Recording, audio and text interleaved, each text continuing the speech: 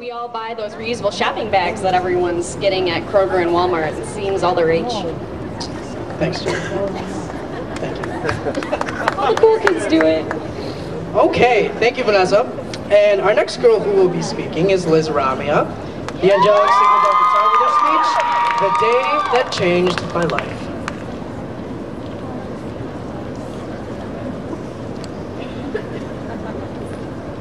Hello. Today, I would like to discuss with you one day in my life, the day that everything changed. The day I grew up, the day I became a woman, the day the whole world seemed new, the day my life made sense. This is the day that I met Iron Mike Ditka.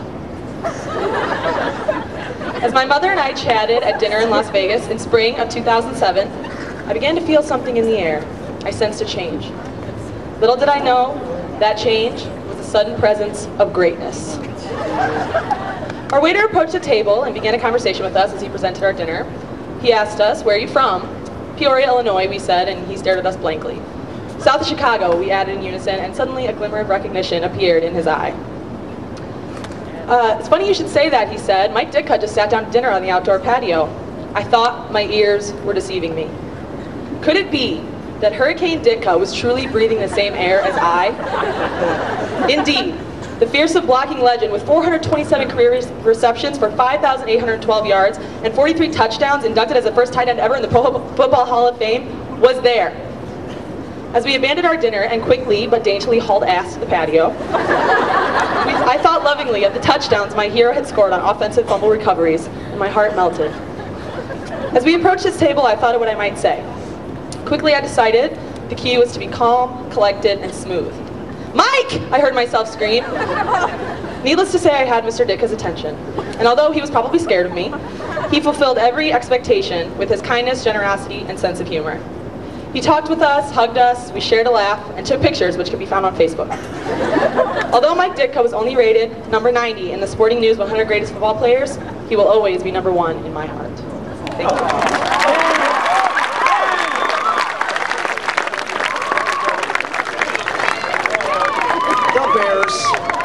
The Bears. Thank you so much, Liz. All right, our next speaker is Brittany Shoemaker, the girl representing Pi Omega. And the title of her speech is Old Love, New Love.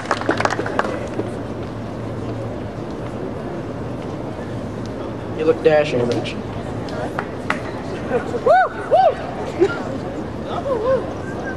For my speech, I'd like to tell you about the great love story of my life.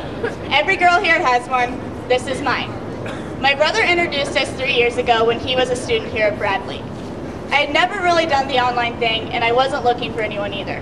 But he was different. Easy to get along with, something different from the popular crowd, and he lived a simple kind of life. It was love at first sight. I told him everything, my favorite music, my favorite movies, everything about me. It was perfect. It seemed like I was spending more time with him rather than doing more important things like homework. I introduced him to my friends, and I even showed him that old dance video from the NSYNC phase of my junior high days. Then, suddenly, things started to change. He started trading the simple life for the popular crowd. Every girl was talking about him, and his entourage began to grow. And when I tried talking to him, he just looked at me like I was stupid and told me to update my status. So, then, I tried to hold on to what we had, but it was no use. My friends tried talking to him, but he was stuck in his ways, and there's no changing. I found someone now, but he's not better, just different. So after all this, I have to say, go to hell, Facebook. I don't love you anymore. Besides, MySpace was always much better in bed.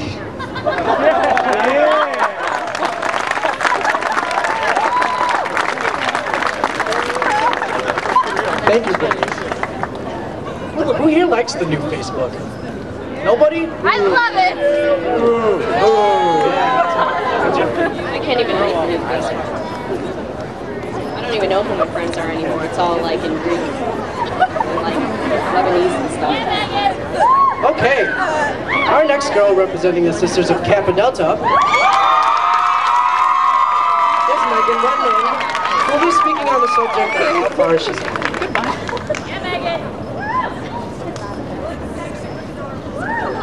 Good evening, everyone. When I sat down to write this speech, my first thought was, dear God, what have I gotten myself into? Ask anyone who's been with me since day one at Bradley, and they'll tell you that had I been put on this stage 2 years ago, I would have run off, crying, and probably peed my pants. Not kidding. So what's changed? Well, I found this little thing called confidence. My friends are thinking right now that they wish I'd never found it, because these days I don't shut up. But seriously, it's done so much for me personally and professionally. Without it, I wouldn't have run for treasurer of Kappa Delta, gotten the internship of my dreams at CAT, or even made a lot of the amazing friends that I have today. Sure, my hands still shake like leaves when I stand in front of a crowd, and I get flustered and beet red when I'm reaching for my clipboard under my chair at chapter, and I can't find it, and I have to stand up and give my report.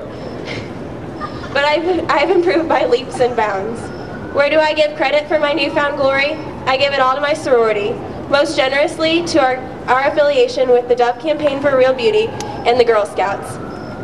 In order for me to tell a 7-year-old girl that she can be beautiful, no matter her size or stature, I had to believe it too. I know that when I eat ice cream, it goes straight to my legs. I know that my hair is never in its place, that I'm covered in freckles, and that when I put heels on, I'm taller than almost every boy I know. But I don't care anymore, because this is who I am. And because I've spent too much money on heels to care anymore.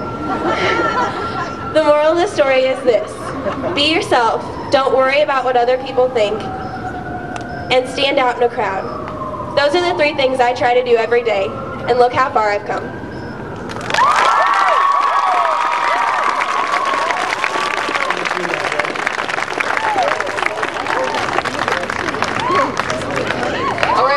For that internship with Kat, Megan's got to keep me posted because I'm still looking for my dream internship or job or somewhere to go when I graduate. All right. Next we have, finally, we have Lauren Giuliani, senior from Hi-Fi, and we'll end this portion with the show with her speech entitled, "It's the Little Things That Count."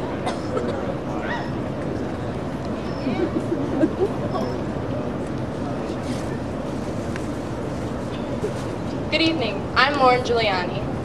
Nowadays, it seems we are so focused on our daily activities that we sometimes can forget the tiniest gestures, such as saying our please and thank yous or simply holding the door for one another. Do you know what I'm talking about? I'm talking about common courtesy. However, common courtesy is much more than these things. To me, common courtesy is a reflection of our character. It is how we should want others to treat us in return. Every day when we communicate, we convey messages to each other. These messages can either be done verbally or non-verbally, and they can be perceived as being positive or negative, despite good intentions. Aren't you surprised nowadays when someone actually holds the door for you? Or when someone excuses themselves for bumping into you? I know when someone shows me that slightest act of common courtesy, "Excuse me, ma'am," I am grateful. Common courtesy seems to be an act of the past, something that happens in small towns or during slower times. Yet, when someone does extend that kindness to us, we feel touched. It is these tiny gestures that truly impact the way someone views their day.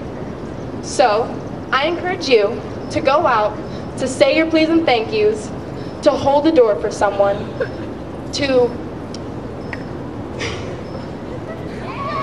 hold the door for someone, to say your please and thank yous, and remember that common courtesy is a reflection of our character and how we would like others to treat us in return. Thank you guys and have a great night. And thanks for coming to support Lambda Chi Alpha and their philanthropy, the North American Food Drive. Have a great night. Thank you so much. Thanks, ladies, for all those wonderful speeches. And speaking of that, I should probably start opening the door and smiling about it. Just smiling about it. Yes, the practice has clearly paid off. And look, at the time, we have found the middle of our show.